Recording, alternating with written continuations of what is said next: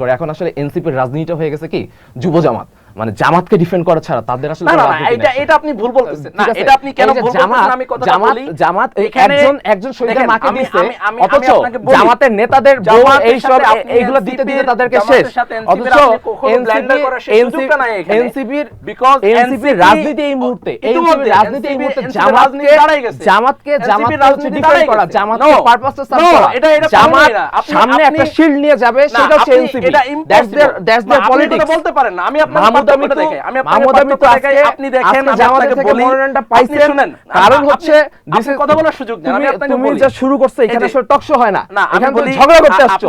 This is the NCP culture, this is civil culture. আপনি that's the problem, that's the problem, this is the problem, this is the problem. Jamaat এবং NCP এদের সাথে কিভাবে সম্ভব হবে? কোনো সুযোগই নাই। আমি এখানে এদের সাথে কোনো সম্ভব হবে না, কথাই বলতে পারবেন না, কারণ দিস ইজ দ্য কালচার। তারা মনে করে যে রাষ্ট্রটা এখনো তাদের মবের মুলুক আছে না, সেটাকে অবশ্যই কথা বলতে দিবে না, অন্য কাউকে কথা বলতে দিবেন তারা। আনাম শেষ করুক, আমি তারপর আপনার কাছে আসবো।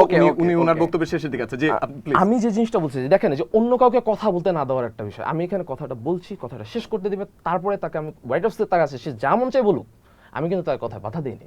সে এই যে এরকম করছে, এই যে একটা ফ্যাসিবাদী মানসিকতা, যে আমি যেটা বলছি আমারটা ঠিক, অন্য কোনোটা ঠিক না, অন্য সবাই ভুল, এটা ভুল ব্লেম দিয়ে তো আপনি পুরো জিনিসটাকে ব্লেন্ডার করতে পারেন। লুক এট দিস না, এই ধরনের জন্যই মানে এনসিপি আসলে তার রাজনৈতিকভাবে যে একটা দেউলিয়াত্বের শেষ প্রান্তে চলে আসছে, এই কারণগুলোর কারণে, এবং জুলাইকে ধ্বংস করার পিছনে মূল দায়ী হচ্ছে এনসিপি। ঠিক আছে, আমি আপনার কাছে আবার আসবো। জি প্লিজ শাহরিয়ার। আচ্ছা, উনি প্রথম যে কথাটা বললেন সেটা হচ্ছে নাহিদ ইসলামের যে বক্তব্যটা, আমি শেষ করি, আমি কিন্তু এখন কোনো বাধা দিই নাই। ওকে, এখানে নাহিদ ইসলামের যে বক্তব্যটা ছিল সেটা আমি একটু হুবহু পড়তে চাই। সেটা হচ্ছে উনি যেটা বলছেন সেটা হচ্ছে, কেউ যদি আগে ছাত্রদল, ছাত্র শিবির, ছাত্র অধিকার পরিষদ, ছাত্রলীগ যেখানেই থাকুক না কেন, তার সেই পরিচয় এখানে গুরুত্ব পাবে না। কেউ এনসিপিতে যুক্ত হলে তাকে দলের আদর্শ ধারণ করে সংগঠক ও নেতাকর্মী হিসেবে কাজ করতে হবে। তবে ভালো করে এই জিনিসটা যারা হচ্ছে স্কিপ করছে, ছলচাতুরি, এটা রাজনৈতিক ছলচাতুরি।